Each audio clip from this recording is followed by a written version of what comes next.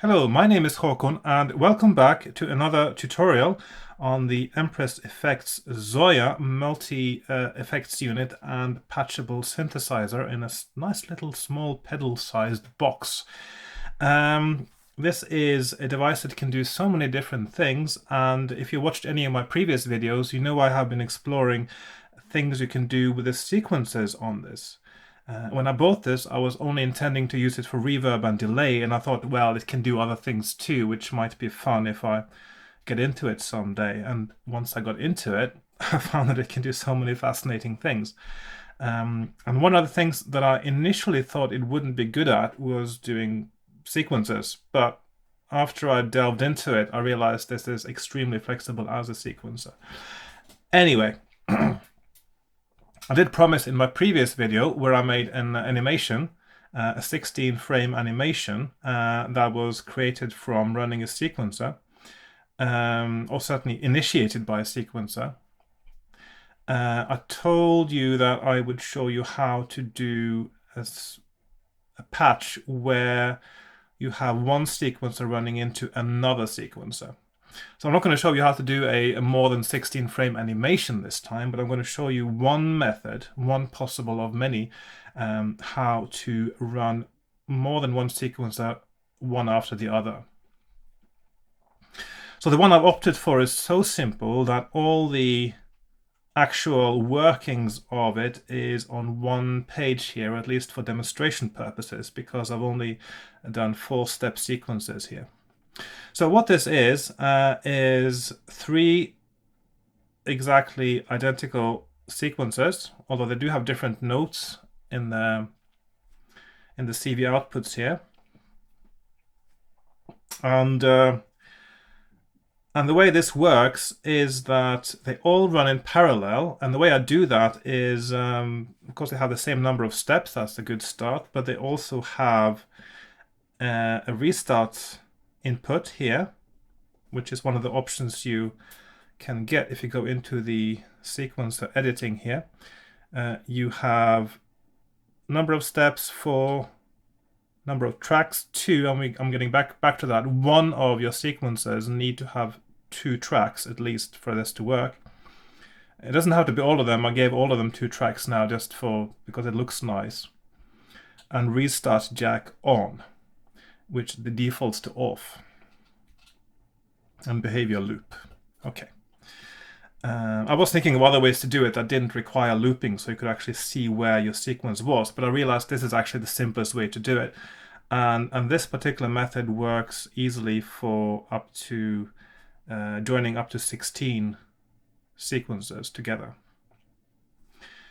Yes, so they have a restart jack, which means that I can synchronize them by creating a push button that is connected to the restart input here, and so that when I push this, they all restart, and then of course they move in sync from then on. The CV outputs from these sequences go to an in switch. And how an in switch works is it takes the input from different places. So the first sequencer is connected to input channel 1, second one is connected to input channel 2, and the third one is connected to input channel 3 in a 3-channel in switch. And then the channel selector is triggered by a second, or should I say 4th sequencer that only deals with that. So what that does, this sequencer, let's see. So this sequencer here, you see the CV output of it goes to the channel selector, and the values I've given it are, because it's 3 channels, it splits 0 to 1 into 3, meaning that the first channel is the selection for the output if the channel selector gets a CV value between 0 and 0.3333333 really. And the second channel is between 0.3 33, 0.66, and the last one is 0.66 to 1. And now the reason the first step here is 0.66 is because I'm starting really, I mean, it is actually really arbitrary, but I'm sort of thinking that if I start with the first sequencer, the first trigger of change would be to go from the first to the second sequencer. So that therefore I put 0.66, but it doesn't really matter. It all needs to be, the whole idea is that these three need to go to the three different channels of the in switch and therefore take the output from the different sequencers. And of course, you can change the order of these as well on the this sequencer if you want to. Indeed, it's also possible to patch other modules to these values, so you change which sequencer is triggered by other means, even automated means, which can make it quite interesting when you think about it. And the gate input here is taken from one of the gate channels on one of the sequencers. In this case, it's the first one.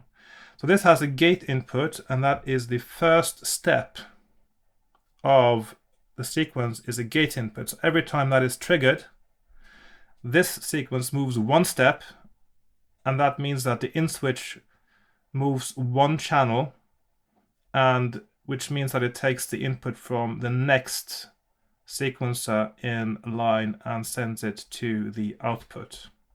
So here's the output from the in switch, and that is sent to, I just made a sound here with a simple synthesizer voice. Well, not a simple one actually, it's quite a complex. It's a one step beyond simple, but that's not really important. There's actually two oscillators that also are connected with FM with each other, and they go into each their own VCA, and the VCAs are triggered by the same ADSR envelope. The ADSR envelope is triggered by the same LFO that is running the whole tempo of the sequencers, and from the VCAs they go into the reverb, and then it goes to the audio output. It's relatively simple. I just thought it sounded nice when I was setting it up, and I thought I needed a nice sound to have to go along with the video. So because it's got FM, if I move it now, it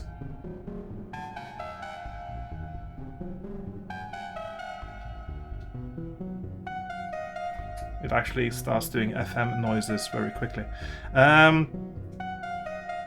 So yes, so that is basically the whole patch. It's so the secret sauce, as it were, is a sequencer to control the in switch, and the sequencer controlling the in switch is triggered by one single gate on one of the parallel sequencers that are joining together. And of course, you could do this with 32-step sequencers. So you could have 16. You could have a 16 channel in switch, and you can have 16 32-track sequencers, and I can't do the number right in my head now, but that's quite a lot of steps. For that 512, is it?